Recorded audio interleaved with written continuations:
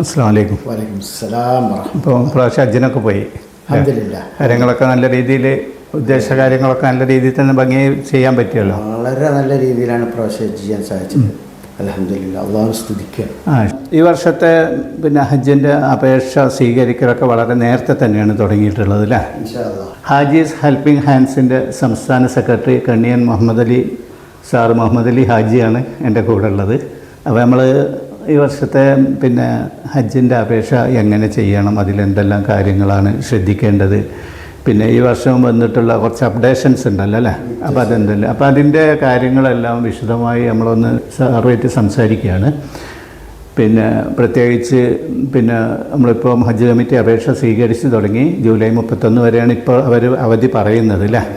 അപ്പോൾ അതിൻ്റെ മുമ്പ് പെട്ടെന്ന് തന്നെ കാര്യങ്ങളൊക്കെ നല്ല രീതിയിൽ ചെയ്യാൻ വേണ്ടിയിട്ടുള്ള എല്ലാ സഹകരണവും നിങ്ങളുടെ ഭാഗത്തു നിന്നുണ്ടാവും. തീർച്ചയായിട്ടും. അപ്പോൾ പ്രത്യേകിച്ച് ഹാജിമാരെ ഈ കാര്യത്തിൽ നിങ്ങൾ എന്തെല്ലാം ഹാജിമാർക്കുള്ള അപേക്ഷ കൊടുക്കുന്നത് മാത്രമാണോ ഈ ഹാജീസ് ഹെൽപ്പിംഗ് ഹാൻഡ്സ് ചെയ്യുന്നത്?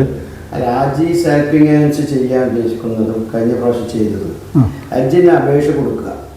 ഹജ്ജിന് അപേക്ഷ കൊടുത്തത് മുതൽ ശേഷം അവർക്ക് നറുക്കെടുപ്പിലൂടെ കിട്ടിയ ആളുകൾക്ക് മെഡിക്കൽ എടുക്കാൻ സഹായിക്കുക, അവരെ പണം അടക്കാൻ സഹായിക്കുക, അവർക്ക് വേണ്ടുന്ന പോകുന്നത് വരെയുള്ള എല്ലാ മാർഗനിർദ്ദേശങ്ങളും നൽകുക, സാങ്കേതിക ക്ലാസ്സുകൾ അവർക്ക് നൽകുക തുടങ്ങി അവർ പോയി മക്കയിലെത്തിയതിന് ശേഷം അവർക്ക് മക്കയിൽ ആവശ്യമായ, പ്രത്യേകിച്ചും ഒരു വിദേശ രാജ്യത്ത് പോയി ഒരു കർമ്മത്തിന് വേണ്ടി പോകുമ്പോൾ ആ രാജ്യത്തെക്കുറിച്ചോ അവിടുത്തെ നിയമങ്ങളെക്കുറിച്ചോ അവിടുത്തെ പരിസരങ്ങളെക്കുറിച്ചോ ഒന്നും അറിയാത്ത സാധുക്കളായ അച്ഛന്മാരും ഹാജിമാരാണ് മക്കയിലേക്ക് പോകുന്നത്.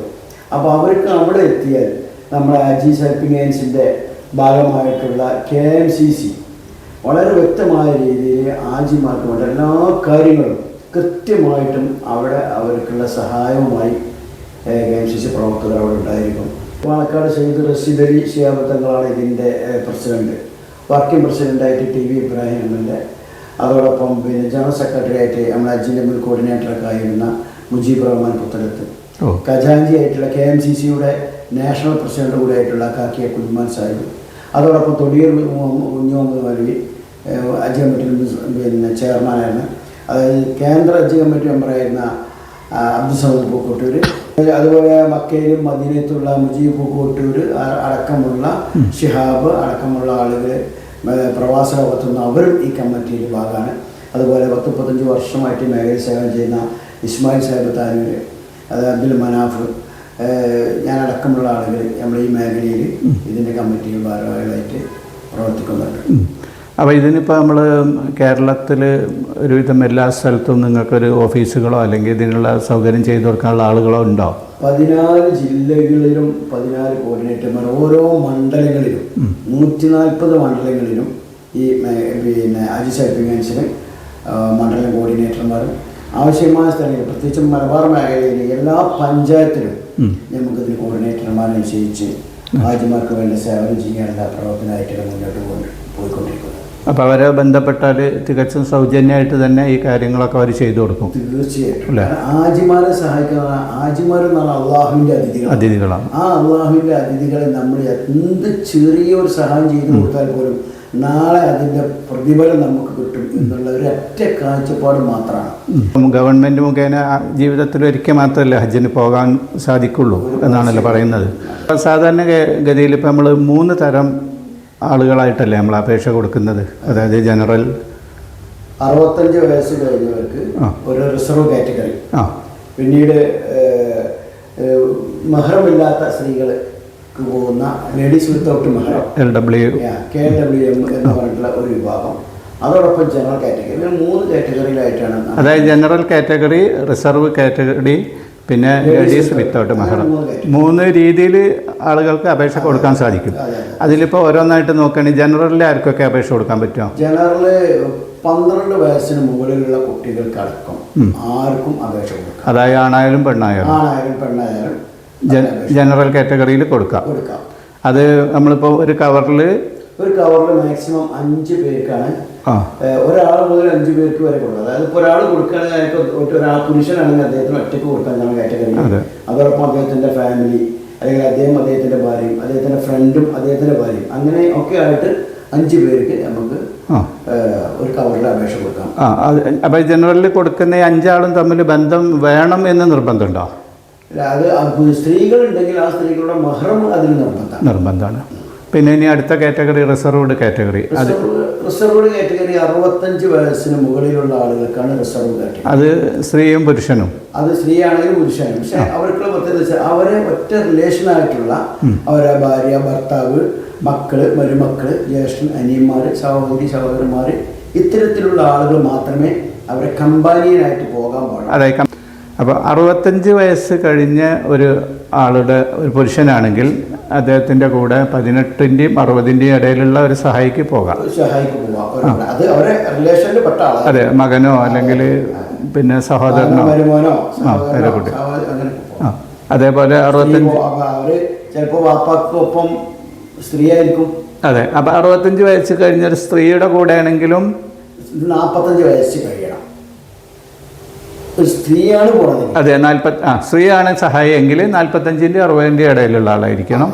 അതേസമയം ഈ ഉമ്മാൻ്റെ കൂടെ മകനാണ് പോകണമെങ്കിൽ 18 മുതൽ 60-ൻ്റെ ഇടയിൽ തന്നെ ആയിരിക്കും അല്ലേ? പിന്നെ മൂന്നാമത്തെ കാറ്റഗറി LWM. അത് വിത്തൗട്ട് മഹ്റം. അത് ശരിക്ക് പറയുന്നത് മഹ്റമായിട്ട് ആരും പോവാനില്ലാത്തവരുടെ ഒരു കൂട്ടമാണത്. അതാണ് ശരി. അപ്പം അതിൽ എപ്പോഴും 45 വയസ്സ് കഴിഞ്ഞ ആളുകൾക്ക് മാത്രമേ അതിന് സ്ത്രീകൾ മാത്രമേ അപ്ലൈ ചെയ്യാൻ പറ്റുള്ളൂ. 45 മുതൽ മേലോട്ട് കൊടുക്കാം. അതിലും ഒരു കവറിൽ നമ്മൾ 5 ആൾ വരെ കൊടുക്കാം. ഒരാൾക്ക് വേണമെങ്കിൽ കൊടുക്കാം. പക്ഷെ ഒരാൾ കൊടുക്കുന്നതിനേക്കാൾ ഉത്തമം 4ഉം 5ഉം ആളുകൾ ചേർന്നിട്ട് കൊടുക്കുന്നതാണ്. കാരണം നമ്മളെ കൂടെ നമ്മുടെ മക്കളിൽ ചെന്നാൽ നമ്മളൊരു കെയർ ചെയ്യാൻ നമ്മളെ കൂടെയുള്ള ആളുകളെങ്കിലും ഉണ്ടാകും. ഒറ്റയ്ക്കാകുമ്പോൾ നമ്മളെ ശ്രദ്ധിക്കാൻ പക്ഷേ ചിലപ്പോൾ ആരും ഉണ്ടായിക്കൊള്ളുന്നില്ല. അപ്പം കഴിയണതും നമ്മൾ ബന്ധുക്കളെ ആരെങ്കിലും ഒക്കെ സംഘടിപ്പിച്ചിട്ട് ഒന്നിച്ചായിട്ട് കൊടുക്കലായിരിക്കും നന്നാവും അല്ലേ? അപ്പം ഇനി അപേക്ഷ കൊടുക്കാൻ ഉദ്ദേശിക്കുന്ന ഒരാൾ എന്തെല്ലാം പേപ്പറുകളാണ് ഇപ്പം അപേക്ഷയ്ക്ക് വേണ്ടി കൊണ്ടുവരേണ്ടത്? അപേക്ഷയ്ക്ക് ഒരു അപേക്ഷ കൊടുക്കാൻ തീരുമാനിച്ചാൽ ആദ്യം നമ്മൾ നോക്കേണ്ടത് നമ്മുടെ പാസ്പോർട്ടിൻ്റെ കാലാവധിയാണ്. 31/12/2026 വരെ കാലാവധിയുള്ള passport, original passport, machine printable passport ഒന്ന് നിർബന്ധമായിട്ടുണ്ട്. മറ്റൊന്ന് വെള്ള പ്രതലത്തിലുള്ള പാസ്പോർട്ട് സൈസ് ഫോട്ടോ. അത് ഒരു കോപ്പി മതി. കാരണം അത് പിന്നെ സ്കാൻ ചെയ്ത് അയക്കാനുള്ളതാണ്. അപ്പോൾ അത് നമ്മൾ സ്റ്റുഡിയോയിൽ നിന്ന് ഫോട്ടോ എടുക്കുമ്പോൾ തന്നെ വാട്സപ്പിൽ വാങ്ങിയാൽ അത് കൈമാറിയാലും മതി, വളരെ ക്ലിയർ ആയിരിക്കും. അതോടൊപ്പം പിന്നെ കവർ ലീഡർക്ക് ഒരു ഗ്രൂപ്പിൽ ഒരു കവർ ലീഡർ, ആ കവർ ലീഡർക്ക് IFSC കോഡോട് കൂടിയുള്ള നാഷണലൈസ്ഡ് ബാങ്കിൻ്റെ ഒരു ബാങ്ക് അക്കൗണ്ടിൻ്റെ ഡീറ്റെയിൽസ്, അത് ചെക്ക് ലീഫിൻ്റെ കോപ്പി ആവാം, അല്ലെങ്കിൽ ബാങ്ക് പാസ്പോർട്ട് ആവാം. അത് ഒരു പക്ഷേ എന്തെങ്കിലും പൈസ റിട്ടേൺ ഒക്കെ വരാനുണ്ടെങ്കിൽ അതിലൊക്കെ ഇപ്പോൾ അങ്ങോട്ട് പോകാൻ ഉപയോഗിക്കാനല്ല ആ ബാങ്ക് അക്കൗണ്ട് ഉപയോഗിക്കുന്നത്. മറിച്ച് നമ്മൾ ചിലപ്പോൾ ഒരു പക്ഷേ ക്യാൻസൽ ചെയ്തേക്കാം, അല്ലെങ്കിൽ മടങ്ങി വന്നാൽ എന്തെങ്കിലും ചില്ലറ പൈസ ഇങ്ങോട്ട് തരാണ്ടായേക്കാം. അപ്പോൾ അതൊക്കെ കവർ ലീഡറുടെ ആ അക്കൗണ്ടിലേക്കാണ് ആ പൈസ വരിക. ഒരു പക്ഷേ ചിലപ്പോൾ രാജ്യം ക്യാൻസൽ ചെയ്താൽ ഒരു പണം തിരികെ കിട്ടണമെങ്കിൽ ആ അക്കൗണ്ടിലൂടെയാണ് തിരികെ കിട്ടുക. അതിനാണ് നമ്മളുടെ അക്കൗണ്ട് പഠിക്കുന്നത്. അതോടൊപ്പം പാൻ കാർഡ് എഴുതുന്നത് നല്ലതാണ്. അതുകൊണ്ട് കവർ ലീഡറുടെ പാൻ കാർഡ് എഴുതാം, ആധാർ നമ്പർ വേണമെങ്കിൽ എഴുതാം, അതൊന്നും നഷ്ടമല്ല. ഇത്തരം പിന്നെ അതോടൊപ്പം രക്തഗ്രൂപ്പ് അറിഞ്ഞിരിക്കുക, രക്തഗ്രൂപ്പ് അതിന് ചുരുക്കുന്നുണ്ട്. ഇത്തിരി കാര്യങ്ങൾ വെച്ചിട്ട് നമുക്ക് ഫസ്റ്റ് തന്നെ അതിന് ആപ്ലിക്കേഷൻ കൊടുക്കാൻ പറ്റും ഓൺലൈൻ വഴി. അതോടൊപ്പം പിന്നെ ആപ്ലിക്കേഷൻ കൊടുക്കുക അന്ന് നേരത്ത് നമ്മൾ അതിൻ്റെ ഫീസ് പോലും അടക്കേണ്ടതില്ല. കാരണം അതിന് ഒരു രജിസ്ട്രേഷൻ ഫീസ് അതൊക്കെ അതിന് പിന്നെ കിട്ടിയ ആൾ പണം അടക്കുമ്പോൾ, ഒന്നാം കൂടെ പണം അടക്കുമ്പോൾ അതിലൂടെ കൂട്ടിയിട്ടാണ് ആപ്ലിക്കേഷൻ ഫീസ്. പിന്നെ അഡ്രസ്സ് പിന്നെ വെരിഫൈ ചെയ്യാൻ വേറെ എന്തെങ്കിലും സർട്ടിഫിക്കറ്റ് ചോദിക്കുന്നുണ്ടോ? അല്ല, നമ്മുടെ പാസ്പോർട്ടിലുള്ള അഡ്രസ്സിൽ വ്യത്യാസം ഉണ്ടെങ്കിൽ ഒരു പക്ഷേ ചിലപ്പോൾ ആള് ഒരുപാട് കാലങ്ങളായിട്ട് ഏതെങ്കിലും നാട്ടിലായിരിക്കും, വീട്ട് അഡ്രസ്സിലോ ഇപ്പോൾ താമസിക്കുന്ന വേറെ സ്ഥലത്താണെങ്കിൽ അവിടെ നമ്മൾ മറ്റെന്തെങ്കിലും രേഖകൾ നമ്മൾ ഹാജരാക്കിയിട്ട് അതിൻ്റെ കോപ്പി കൂടി ഇതിൻ്റെ കൂടെ ഞങ്ങൾ സ്കാൻ ചെയ്ത് കയറ്റുകയും സമർപ്പിക്കുന്ന സമയത്ത് അതിന് കോപ്പി കൊടുക്കുകയും വേണം. അപേക്ഷ സബ്മിറ്റ് ചെയ്യുന്നതോടുകൂടി ഇവർക്ക് കവർ നമ്പർ കിട്ടുന്നുണ്ടോ? ഇല്ല, ഒറ്റയടി കിട്ടില്ല. കാരണം അതായത് നമ്മൾ സബ്മിറ്റ് ചെയ്യുന്നത് കേന്ദ്ര ഹജ്ജ് കമ്മിറ്റിയുടെ സൈറ്റിലാണ്. നമ്മൾ സംസ്ഥാന ഗവൺമെൻറ്റിൻ്റെ സൈറ്റിൽ കയറിയാൽ നേരെ അതിലേക്കാണ് പോവുക.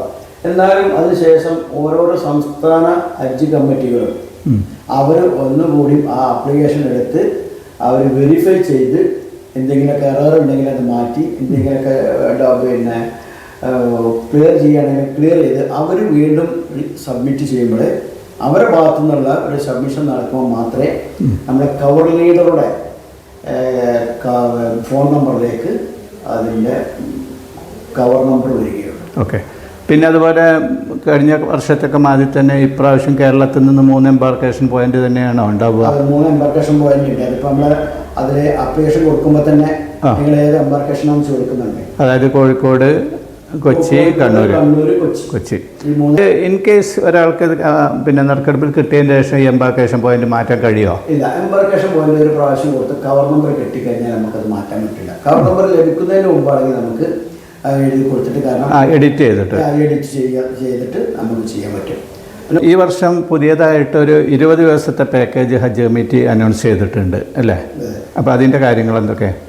അത് കഴിഞ്ഞ് കുറേ കാലങ്ങളായിട്ട് പ്രവാസികളായ ആളുകൾ, അതുപോലെ പിന്നെ ഡോക്ടേഴ്സ്, അങ്ങനെ ബിസിനസ്, അതായത് തിരക്കുള്ള ആളുകൾ കുറേ കാലമായിട്ട് ആവശ്യപ്പെട്ടുകൊണ്ടിരിക്കുന്ന ഒരു സംഗതിയാണ്. 20 മുതൽ 22 ദിവസം വരെയുള്ള ഒരു പാക്കേജാണ് അവർ ഇപ്രാവശ്യം പ്രൊവൈഡ് ചെയ്തിട്ടുള്ളത്. അതിൽ അവർ പറയുന്നത് വെച്ചാൽ ആകെ ഇന്ത്യയിൽ നിന്ന് പോകുന്ന രാജ്യങ്ങൾ 10,000 സീറ്റാണ് ഇത്തവണ അതിലേക്കായിട്ട് ഒരു മാറ്റി വെച്ചിട്ടുള്ളത്. 20 മുതൽ 22 ദിവസം വരെയുള്ള ഒരു പാക്കേജും അതിൽ പറയുന്ന 3 ദിവസം വരെ മദീനത്തുണ്ടായിരിക്കും എന്നുള്ളതാണ്. അതിൻ്റെ സാമ്പത്തിക ഇടപാടിനെ കുറിച്ച് ചെറിയൊരു സൂചന മാത്രമേ ഉള്ളൂ. ചിലപ്പോൾ ഒരു പക്ഷേ അധികമാവാൻ സാധ്യതയുണ്ട്. അതായത് നോർമൽ ഹജ്ജ് അടക്കുന്നതിലും കൂടുതൽ. അത് എന്താണെന്നുള്ള വ്യക്തമായ ഒരു ക്ലാരിഫിക്കേഷൻ ഇനി വരാനുണ്ട്. കാരണം ഒരു പുതിയ ഒരു ഓപ്ഷൻ തുടങ്ങി. അതെ. പിന്നെ പൊതുവേ നമ്മൾ മനസ്സിലാക്കുന്നത് ഇപ്പം നോർമൽ പാക്കേജിനേക്കാളും ഇതിന് റേറ്റ് കൂടുമ്പോൾ ഇവരുടെ മക്കത്തുള്ള താമസ സൗകര്യത്തിന് വ്യത്യാസം ഉണ്ടാവുമോ? ചിലപ്പോൾ ഒരു പക്ഷേ അങ്ങനെ ആയേക്കാം. പക്ഷെ അതിനെപ്പറ്റി ഒന്നും ഇതുവരെ പറഞ്ഞിട്ടില്ല. അറിയാത്തതുകൊണ്ട് 100% ഉറപ്പ് പറയാൻ വയ്യ. ഉറപ്പ് പറയാം, സാധ്യത ഉണ്ടായിരിക്കാം. അതുണ്ടായിരിക്കാം. ഹജ്ജിന് അപേക്ഷ കൊടുക്കുമ്പോൾ ഈ 2 പാക്കേജിലേക്കും വേറെ വേറെ അപേക്ഷയാണോ കൊടുക്കുന്നത്? അല്ല, നമ്മൾ അപ്ലിക്കേഷൻ ഒന്നേ ഉള്ളൂ. അപ്ലിക്കേഷൻ ഒന്ന് കൊടുക്കുമ്പോൾ അപ്പോൾ അതിൽ നമ്മൾ ചോദിക്കുന്നുണ്ട് 20 ഡേയ്സിൻ്റെ പാക്കേജ് ആണോ. അപ്പോൾ ആ 20 ഡേയ്സിൻ്റെ പാക്കേജ് എടുക്കുമ്പോൾ അതിന് ടിക്ക് ഇട്ടാൽ അത് തന്നെയാണ്. പിന്നീട് അതിൽ നിന്ന് ജനറലിലേക്ക് മാറാൻ ഓപ്ഷൻ ഇല്ല. അപ്പോൾ അത് കിട്ടിക്കഴിഞ്ഞതിന് ശേഷം കിട്ടിയാൽ ജനറലിലേക്ക് മാറാൻ, ഇൻ കേസ് കിട്ടിയില്ലെങ്കിൽ അവർ ഓട്ടോമാറ്റിക്കായിട്ട് ജനറലിലേക്ക് മാറുകയും ചെയ്യും. ഓക്കെ. മാത്രമല്ല അതിന് ആകെ 7 എംബാർക്കേഷൻ പോയിന്റേ ഉള്ളൂ ഇന്ത്യയിൽ. അതിലൊന്ന് കേരളത്തിലാണ്. കേരളത്തിൽ ഇത് കൊച്ചിയിൽ മാത്രമേ ഉള്ളൂ. അപ്പോൾ ഇവിടെ ശ്രദ്ധിക്കേണ്ടത് വെച്ചാൽ നമ്മൾ 20 ഡേയ്സിന് കൊടുക്കുകയും അപ്പോൾ സ്വാഭാവികമായിട്ട് കൊച്ചി എംബാർക്കേഷൻ മാത്രമേ ഉണ്ടായിരിക്കുള്ളൂ. എന്നാൽ ആ നറുക്കെടുപ്പിൽ നമുക്ക് സെലക്ഷൻ കിട്ടുകയും 20 ദിവസത്തിൻ്റെ സെലക്ഷൻ നമുക്ക് കിട്ടാതിരിക്കുകയും ചെയ്താൽ സ്വാഭാവികമായിട്ടും നമ്മൾ ആ കൊച്ചിയിൽ നിന്ന് തന്നെ അവിടെ നമുക്ക് വേറെ ഒന്ന് ചൂസ് ചെയ്യാനുള്ള ഓപ്ഷൻ ഇല്ല. ഇതുപോലെ ഹജ്ജ് കമ്മിറ്റി ഈ വർഷം വേറെ പുതിയ പരിഷ്കാരങ്ങൾ എന്തെങ്കിലും വരുത്തിയിട്ടുണ്ടോ? വേറൊരു പുതിയ പരിഷ്കാരം നടത്താനുള്ള ശ്രമമുണ്ട്. അതായത് അവിടെ പല ആളുകളും ബുദ്ധിമുട്ടുന്ന ഒന്നാണ് ഭക്ഷണം. അപ്പോൾ ഇപ്രാവശ്യം നിങ്ങൾക്ക് ഫുഡ് ഹജ്ജ് കമ്മിറ്റി കൊടുക്കുകയാണെങ്കിൽ അത് ആവശ്യമുണ്ടോ എന്ന് ചോദിച്ചിട്ടുള്ള ഒരു ക്വസ്റ്റ്യൻ ഇപ്രാവശ്യം ഉണ്ട്. അതൊരു ഓപ്ഷൻ ഉണ്ട്. അതിൽ നമുക്ക് ആ ഓപ്ഷനിൽ ടിക്ക് ഇടാതിരിക്കാം. അത് എങ്ങനെയൊക്കെയാണ് വരിക എന്ന് നമുക്കിപ്പോൾ വ്യക്തമായിട്ട് പറയാൻ കഴിയില്ലെങ്കിലും നമ്മൾ മനസ്സിലാക്കുന്ന അവർ ആവശ്യക്കാർക്ക് അനുസരിച്ച് ഭക്ഷണം കൊടുക്കാനുള്ള ഒരു പദ്ധതി അവർ ആവിഷ്കരിക്കുന്നുണ്ട്. ശരി. അപ്പോൾ അതിൽ എമൗണ്ട് എത്രയെന്നോ എമൗണ്ട് അല്ല, ഹജ്ജ് കമ്മിറ്റിക്ക് ആ പൈസ അടക്കേണ്ടി വരും. അത് അടക്കേണ്ടി വരും, കൂട്ടത്തിൽ അടക്കേണ്ടി വരും. അതല്ല, അത് എത്രയാണ് എമൗണ്ട് എന്നോ എന്താണ് ഭക്ഷണം എന്നോ അതിനെക്കുറിച്ചൊന്നും കേരളക്കാർക്ക് കേരളീയ ഭക്ഷണം കിട്ടുമോ, മഹാരാഷ്ട്രക്കാർക്ക് മഹാരാഷ്ട്ര ഭക്ഷണം കിട്ടുമോ എന്നുള്ളതിനെ കുറിച്ചൊന്നും ഒരു വ്യക്തമായ ഒരു ഇൻഫർമേഷൻ ഇല്ല. കേരളത്തിലിപ്പം എല്ലാ മണ്ഡലങ്ങളിലും പിന്നെ ഹാജീസ് ഹെൽപ്പിംഗ് ഹാൻഡ്സിൻ്റെ പ്രവർത്തകർ ഹജ്ജിനുള്ള അപേക്ഷ തയ്യാറാക്കി കൊടുക്കുന്ന പിന്നെ ഒരു ഓഫീസ് സെറ്റപ്പ് അല്ലെങ്കിൽ ഓഫീസ് സെറ്റപ്പ് ഉണ്ട്. അപ്പോൾ ഇതിപ്പോൾ മഞ്ചേരിയിൽ ഇപ്പോൾ ഉള്ളത് ഇവിടെ CH സെൻറ്ററിലാണ്. അതുപോലെ പിന്നെ ഇപ്പം ഇവിടെ അടുത്ത് എവിടെയൊക്കെ നമ്മളെ ഓഫീസുകളുള്ളത്? ഇവിടെ തൊട്ടടുത്ത് ഇവിടെ പാണ്ടിക്കാടുണ്ട്, അവിടെ അത് സെറ്റ് ചെയ്തുകൊണ്ടിരിക്കുന്നുണ്ട്. പിന്നെ കൊണ്ടോട്ടിയുണ്ട്, പിന്നെ മലപ്പുറം CH സെൻ്ററിലുണ്ട്, പെരിന്തൽമണ്ണ CH സെൻ്ററിലുണ്ട്, മംഗളുണ്ട്. അങ്ങനെ തുടങ്ങിയിട്ടുള്ള നമ്മളെ അയൽപ്രദേശങ്ങളിലൊക്കെ ഉണ്ട്. ഇവിടെ നമ്മൾ മഞ്ചേരി CH സെൻ്റർ വെച്ചിടത്തോളം ഇവിടെ ഫുൾ ടൈം അതിനായിട്ട് ഒരാൾ ഇവിടെ വർക്ക് ചെയ്യുന്നുണ്ട്. ആ ശരി. ടൈം ഇവിടെ പിന്നെ ഏത് സമയത്ത് വന്നാലും ഇവിടെ ഞാൻ ഉണ്ടായിരിക്കും. എന്നെ കുട്ടി വിളിച്ച് വന്നാൽ ആ സമയത്തിനനുസരിച്ച് സമയം കാരണം ഇവിടെ നല്ല തിരക്കാണ്. നമ്മളെ ഈ മഞ്ചേരി CS സെൻ്ററിനെ കുറിച്ച് പറയുകയാണെങ്കിൽ ഏകദേശം ഒരു 10 പേർക്കധികം 15 കൊല്ലം പോലായി. CH സെൻ്റർ തുടങ്ങുന്നതിന് മുമ്പ് തന്നെ മഞ്ചേരി ലീഗ് ഓഫീസിലും പട്ടർവാ ലീഗ് ഓഫീസിലും ഒക്കെ ആയിട്ട് നമ്മൾ ഈ പ്രവർത്തനം ഏറ്റുപോയിട്ടുണ്ട്. CH സെൻ്റർ തുടങ്ങിയതിന് ശേഷം നമ്മളത് ഒരു ഏകീകരിച്ച സ്ഥലത്തേക്ക് കൊണ്ട് ആളുകൾക്ക് പെട്ടെന്ന് ആക്സസ് ആയിട്ടുള്ള സ്ഥലം നിലയൊക്കെയാണ് ഇവിടെ നമ്മൾ തുടങ്ങിയിട്ടുള്ളത്. ഓ ശരി. ഇങ്ങനെ നിങ്ങളുടെ സംഘടനയും നിങ്ങളൊക്കെ ചെയ്യുന്ന ഈ സേവനം അള്ളാഹു സ്വീകരിക്കുന്ന ഒരു അമലായി തീരട്ടെ. അതുപോലെ ഉദ്ദേശിക്കുന്ന എല്ലാവർക്കും മഖബൂലും മബ്റൂറുമായി ഹജ്ജ് ചെയ്ത് ദീർഘായുസ്സോടു കൂടി തിരിച്ചു വരാനും ദൈവം സഹായിക്കട്ടെ. അല്ലേ? Okay, thank you. Manjeri CH സെൻ്ററിൻ്റെ സെൻ്ററാണിത്. ഇപ്പം ഇവിടെ ആയിഷയാണ് ഇവിടെ കഴിഞ്ഞ കുറേ വർഷങ്ങളായിട്ട് ആയിഷ എന്ന് പറയുന്നവരാണ് ഇത് ചെയ്തുകൊണ്ടിരിക്കുന്നത്. ഇവിടെ എല്ലാ സജ്ജീകരണങ്ങളും അതെല്ലാം ആളുകൾ വന്നാൽ ഇരിക്കാനും അവർ കാണാൻ പോയിട്ടായിട്ടുള്ള ഒരു സ്ഥലം മാത്രമല്ല പ്രിൻ്റ് വളരെ പ്രിൻ്റ് എടുത്ത് കൊടുക്കും. എല്ലാ സജ്ജീകരണവും സ്കാൻ ചെയ്യാനുള്ള സജ്ജീകരണമെല്ലാം ഇവിടെ ഉണ്ട്. ഹജ്ജിന് അപേക്ഷിക്കുന്നവർക്ക് ആവശ്യമായ ഒരുപാട് വിവരങ്ങളാണ് ഇപ്പോൾ നമുക്ക് ഇവിടുന്ന് ലഭിച്ചത്. പിന്നെ അതിൻ്റെ സജ്ജീകരണങ്ങളൊക്കെ ഇവിടെ കണ്ടു. അപ്പോൾ ഇനി നമുക്ക് പിന്നെ ബാക്കി കാര്യങ്ങളിപ്പം അപേക്ഷയൊക്കെ സ്വീകരിച്ച് ഹജ്ജിമാർക്ക് ആവശ്യമുള്ള ബാക്കി സാങ്കേതിക കാര്യങ്ങളൊക്കെ ഇനി പിന്നെ ചെയ്യാം. ഓക്കെ ഓക്കെ, അസ്സലാം.